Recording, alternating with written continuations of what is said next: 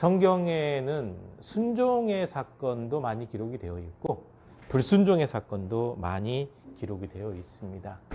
순종의 사건 대표적인 것은 아브라함의 순종이죠. 100세에 낳았던 그 아들 번제로 바치라고 하니까 아무 말 없이 하나님의 말씀대로 아브라함이 순종했던 사건은 어느 순종의 모습에 비교를 해도 도저히 따라갈 수 없는 그런 아름다운 순종의 모습인데요. 순종의 결과, 순종의 모습, 이게 성경에 참 많이 기록이 되어 있는데 불순종에 대해서도 굉장히 많이 기록이 되어 있습니다. 대표적인 게 에덴 동산에서의 불순종이죠. 최초의 불순종 사건이다 라고 이렇게 표현할 수 있을 것 같습니다. 하나님의 명령을 거역하고 선악을 알게 하는 나무의 열매를 따먹게 되면서 모든 사람들이 죄인이 되어버렸고 모든 사람들이 사망에 이를 수밖에 없게 된 사건, 이 불순종 사건이 바로 에덴 동산에서 벌어졌고요. 또 하나의 사건을 예로 들라고 한다면 이집트에서 출애굽했던 이스라엘 백성들이 바란 광야까지 갔을 때 12명의 정탐꾼을 먼저 보내서 가나안 땅을 정탐하게 했죠. 이때 하나님의 원래 계획은요, 이집트에서 나왔기 때문에 바로 가나안 땅에 들어가서 그 땅을 차지하고 이스라엘 백성들이 살게 하는 거였습니다. 그거였는데 그 땅에 거인들이 살고 있다고 그들을 두려워해서 하나님의 명령을 거역해버리게 돼요. 그래서 광야 40년을 보낸 다음에 나중에야 이집트에서 나온 사람들 가운데 20세 이하, 19세부터 그 이하의 아이들과 광야에서 새로 태어난 세대들만 가나안 땅에 들어가는 그 결과를 낳고 말았죠. 불순종 사건이에요. 또 하나의 예를 들라고 한다면 이스라엘의 초대왕 사울에 관한 이야기인데요.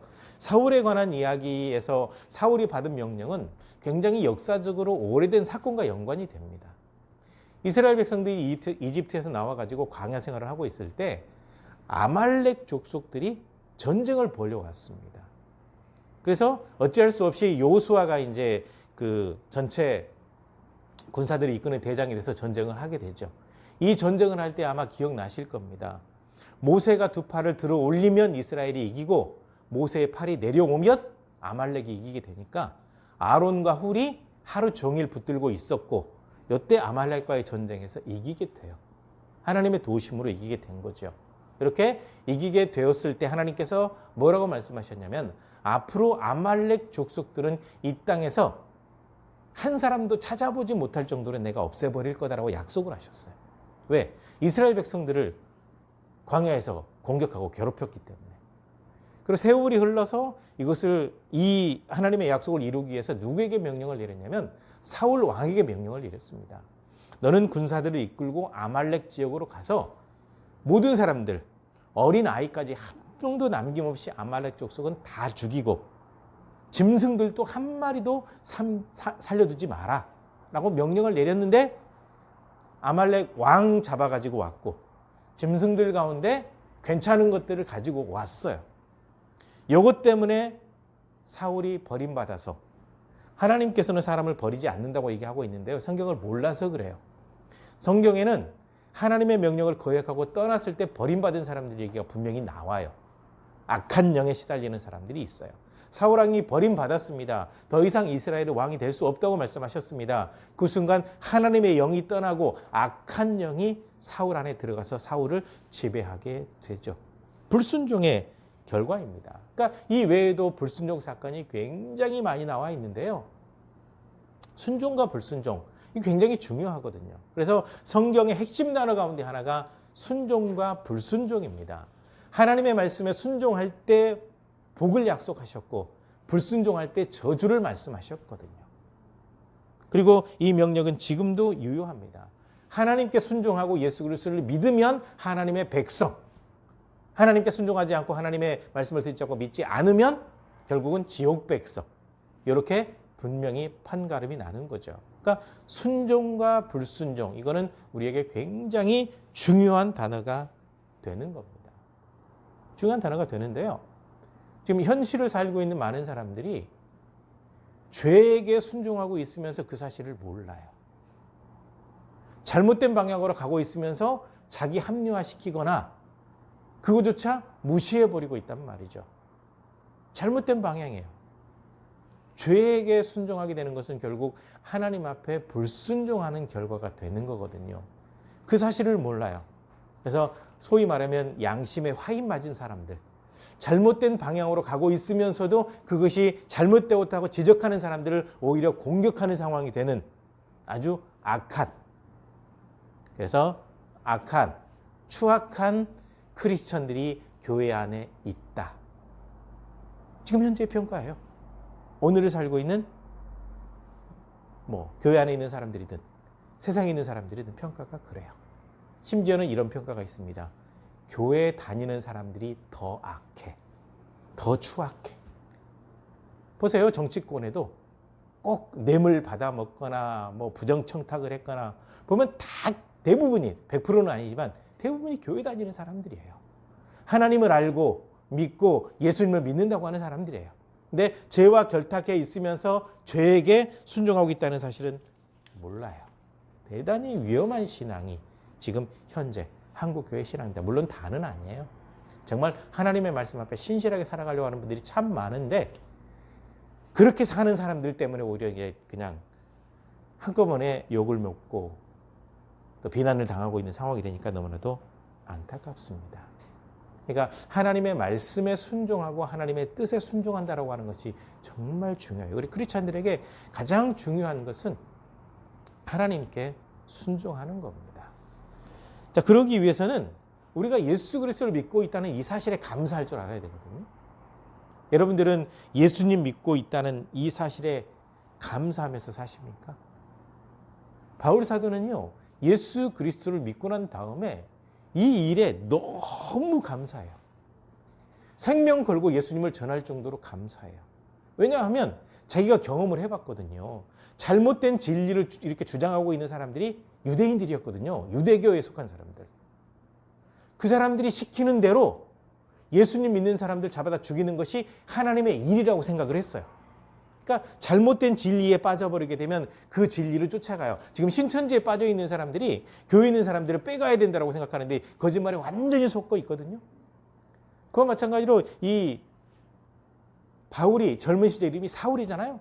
젊었을 때 혈기왕성할 때 율법을 공부해가지고 율법학자가 돼서 좀 이렇게 좀 잘 나가던 그 시절에 예수님 믿는 사람들 잡아다 죽이는 것이 하나님의 일이라고 생각하는 그 사람들의 말에 동조해서 그것이 하나님의 일인 줄 알고 했어요. 근데 본인이 예수 그리스도를 만나서 믿고 보니까 완전히 잘못되었거든요. 그래서 바울 사도는 그때부터 하나님 앞에 감사드리는 겁니다. 하나님, 저같이 자격이 없는 사람을 불러주시고 예수님 믿는 사람으로 삼아주셔서 정말 감사합니다.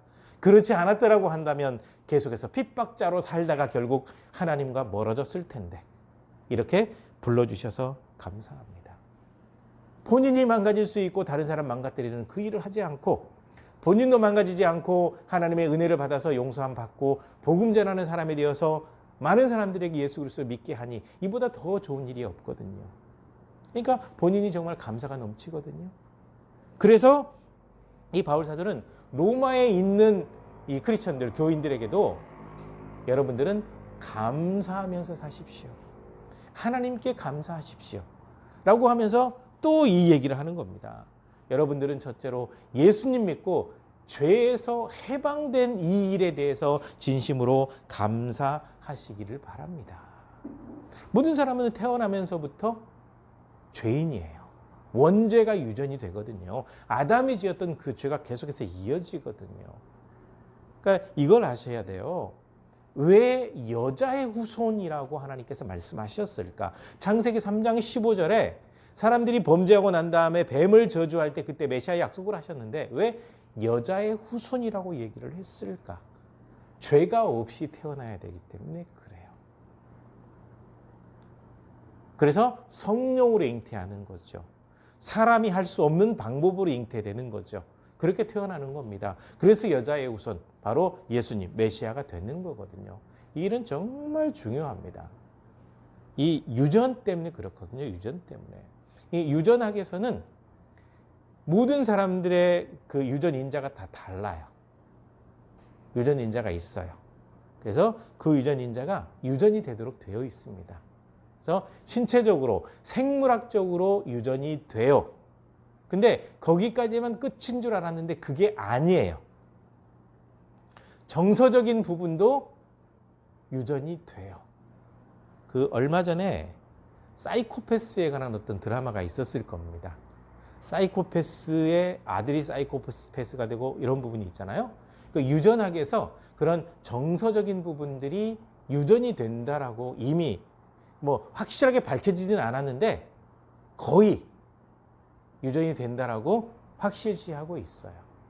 그래서 이제 보통 그 성경이 있다 보면 여기에서 좀 궁금한 점이 많이 생기거든요. 아브라함이 자기 아내를 여동생이라고 뭐 물론 실제로 뭐 배다른 여동생인 건 맞긴 맞는데 실제로는 아내잖아요. 결혼했으니까. 근데 자기 아내를 여동생이라고 거짓말하는 게 2번이 있었는데 이때 이삭이 태어나기도 전이거든요. 근데 놀랍게도 이삭이 나중에 자기 아내를 여동생이라고 속이는 일이 있어요. 그래서 이것이 입에서 입으로 전해진 겁니까? 유전인 겁니까? 그 질문이 많이 생기는데 그래서 이제 이 부분에 대해서 유전학에서도 그 얘기를 하는 거죠. 사람들이 얘기하는 건 듣고 배웠을 수도 있다. 이건 환경 유전이라고 보통 얘기하고 있는데 그거 말고 정서적인 부분으로 유전의 가능성은 얼마든지 있다라고 얘기를 하거든요. 그러니까 지금 원죄에 대해서 이렇게 말씀드린 이유가 무엇이냐면 이 정서적인 부분까지 다 이렇게 유전이 되는 것처럼 아담이 지었던 그 죄, 원죄도 유전이 되게 돼 있어요.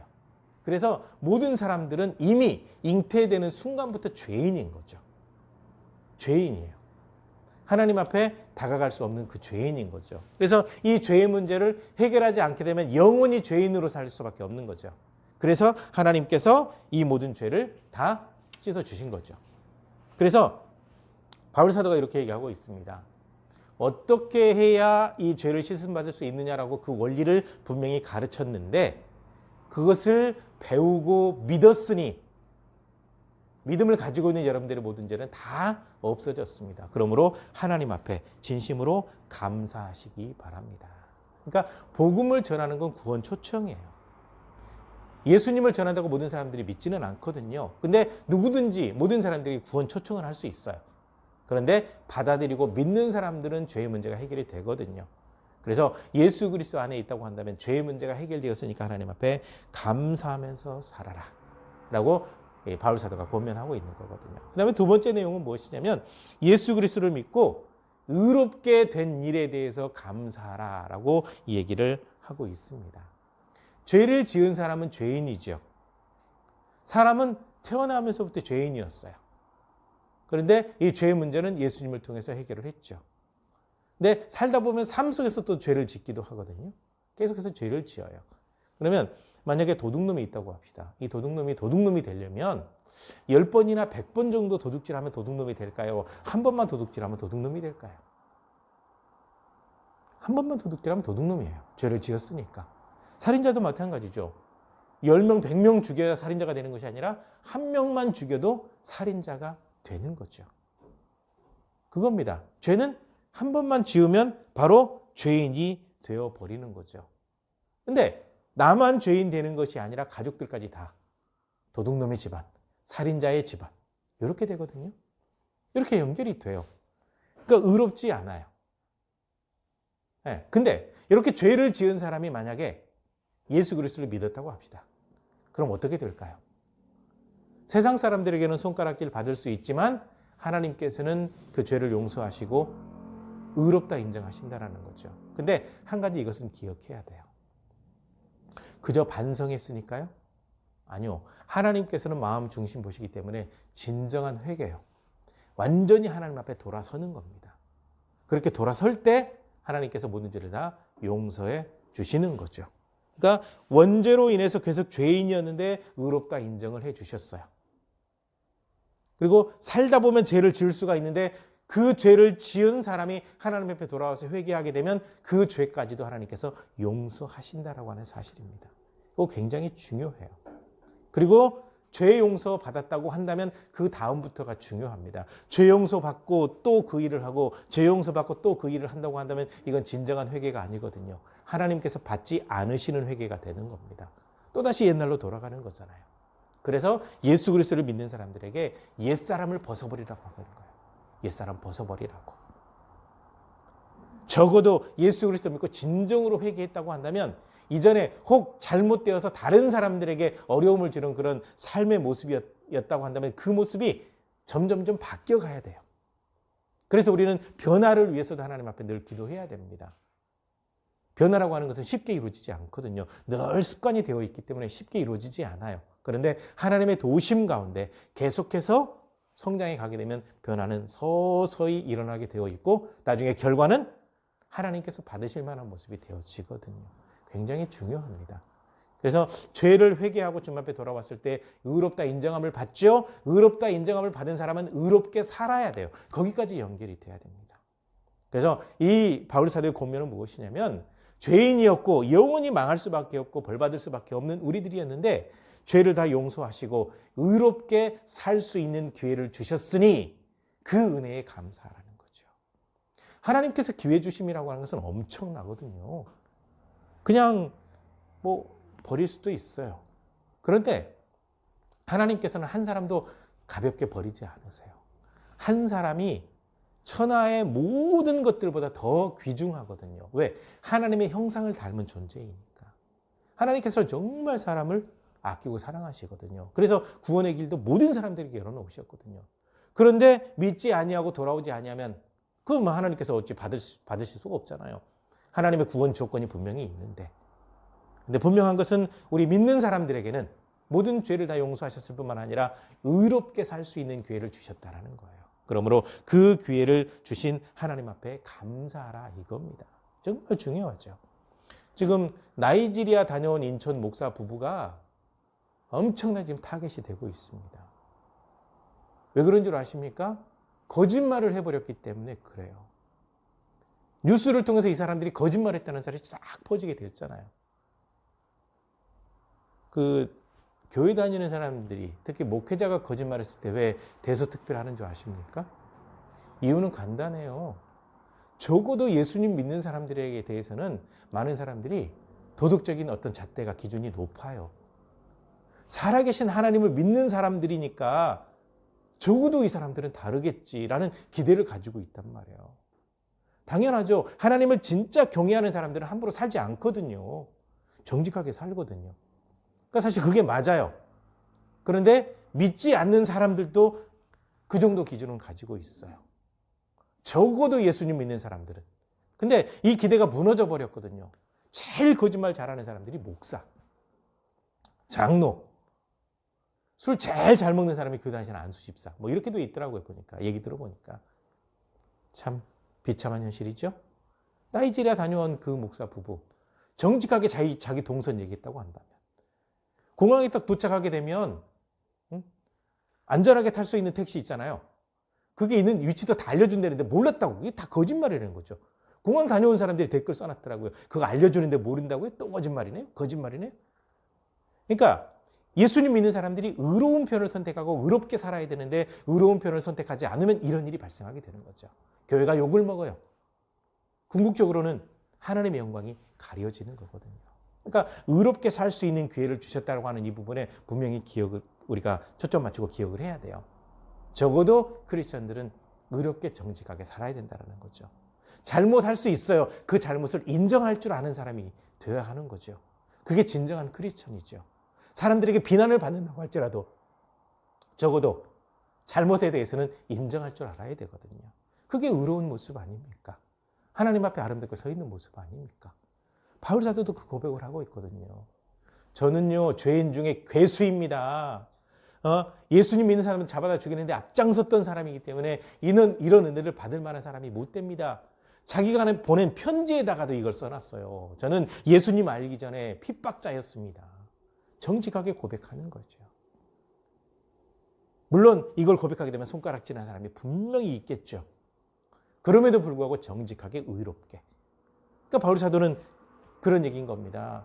하나님께서 우리의 모든 죄를 사하시고 의롭게 살 수 있는 기회를 주셨는데 그것에 감사하면서 의롭게 살아야 됩니다. 이것이 신앙인의 모습입니다. 이렇게 얘기하는 거죠. 적어도 크리스천들은 의롭게 살아야 된다는 거죠. 그 다음에 세 번째 내용은 무엇이냐면 예수님 믿고 영원한 생명을 얻게 된 것에 대해서 감사하십시오. 영원한 생명이에요.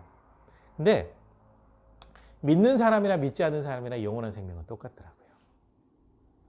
갑자기 뜬금없죠? 영원히 지옥 형벌성에 있으니까 영원이죠. 영원히 천국의 기쁨을 누리니까 영원이죠. 똑같은 영원이지만 그 질은 완전히 달라요. 예수 그리스도를 믿게 되었을 때 하나님 나라의 영원한 즐거움 속에 들어가게 되는 거고, 예수 그리스도를 믿지 않았을 때 영원한 형벌, 심판 속에 들어가는 거죠. 그 형벌의 모습은 그 신과 함께 1, 2편에 잘 나와 있어요.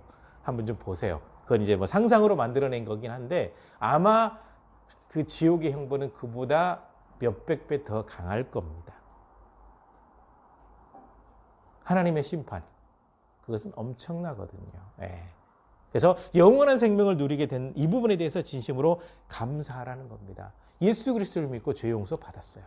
의롭게 살 수 있는 기회도 얻었어요. 그리고 하나님 나라에서 영원히 살 수 있는 자격도 얻었어요. 그래서 믿음으로 말미암아서 맺어진 가장 큰 열매가 무엇이냐? 영생이라는 거죠. 죄를 지음으로 말미암아서 얻게 되는 가장 큰 열매가 무엇이냐? 사망이라는 겁니다. 살아도 사는 것이 아닌 영원한 지옥의 형벌이기 때문에 사망이라고 표현하고 있죠. 믿고 영생이냐, 믿지 아니하고 사망이냐, 이걸 언급하면서 모든 믿는 사람들은 영원한 생명을 얻었으니 이걸로 인해서 하나님 앞에 진심으로 감사하십시오라는 거죠. 그래서 죄의 결과는 영원한 사망이고 믿음의 결과는 영생이거든요. 영원한 삶이거든요. 그래서 이것을 분명히 기억하라고 얘기를 하면서 영생이라고 하는 것은 무엇이냐? 하나님의 선물이라는 겁니다. 이 본문 말씀에 은사라고 되어 있죠. 은사라고 하는 이 단어는 선물입니다. 여러분, 은사 얘기할 때 뭐 방언에 대해서 굉장히 많이 얘기를 하잖아요. 근데 방언은 모든 사람들이 하는 게 아니에요. 그 방언 못 받았다고 목회자가 어떻게 방언도 못하냐고. 물론 저는 중학교 2학년 때 방언을 받았습니다만 목회자가 돼도 하나님께서 선물로 방언의 은사 안 주시면 방언 못하는 거예요.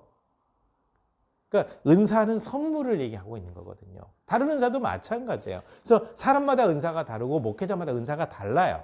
모든 목회자가 모든 믿는 사람들이 은사가 똑같지가 않아요. 다양한 은사를 가지고 있어야 다양하게 교회를 섬길 수 있고 다양하게 많은 사람들을 섬길 수 있고 다양하게 자기 분야에서 하나님의 영광 드러낼 수가 있거든요. 그런데 그 똑같은 의미로 이 영생도 하나님의 선물이다라고 표현하고 있습니다. 그런데 이 영생, 하나님의 선물을 받는 데는 조건이 딱 하나 있어요. 예수 그리스도를 믿는 거예요. 믿지 아니하면 없어요. 믿어야만 있어요. 이거는 하나님께서 확실하게 정해 놓으신 겁니다. 그래서 하나님의 은사는 예수 그리스도 안에 있는 영생이다라고 표현한 이유가 바로 그거예요. 하나님께서 주신 이 선물은 예수 그리스도를 믿을 때 우리가 받을 수 있는 것입니다. 라는 거죠. 그래서 하나님께서 우리에게 주신 이 선물이 영생인데 이것을 잘 지켜나가는 것이 굉장히 중요해요. 그렇게 하기 위해서는 우리가 진심으로 감사하는 삶을 살아야 됩니다. 죄 용서함 받은 것에 대한 감사, 의롭게 살 수 있는 기회를 주신 것에 대한 감사, 영원한 생명을 선물로 주신 것에 대한 감사, 이렇게 감사하는 삶을 살아가면서 또 한 가지 해야 될 일이 무엇이냐면 믿음을 잘 지키고 간직해 나가는 겁니다. 믿음 안에 거하면 계속해서 하나님의 은혜가 있지만 믿음에서 떠나게 되면 떠나는 순간 모든 것이 끝나버리게 되거든요. 그래서 우리가 항상 그리스도 안에, 믿음 안에 거하는 것이 굉장히 중요합니다. 그래서 제가 성경 공부를 굉장히 많이 강조하는 이유 가운데 하나가 바로 이거죠. 우리의 믿음은 말씀을 통해서만 성장하거든요. 반드시 그렇게 되어 있거든요. 그래서 우리는 믿음을 잘 간직한 가운데 하나님께서 우리에게 주신 선물, 영생, 이것을 늘 간직하고 또 영원히 받아 누릴 수 있도록 잘 지켜나가는 것이 이 땅을 살아가는 동안 우리 신앙인들이 해야 될 일이고 또 이 선물을 믿지 않는 사람들에게 받을 수 있도록 증거하는 것이 또한 우리의 사명이 되는 거거든요. 그래서 하나님의 선물인 이 영생을 우리가 이미 받았다는 것을 기억하고 또 이것을 전할 수 있는 그런 삶이 될 수 있도록 믿음 잘 지켜나가고 흔들림 없이 주님만 바라보게 되시기를 주님의 이름으로 간절히 부탁을 드립니다. 기도하시겠습니다.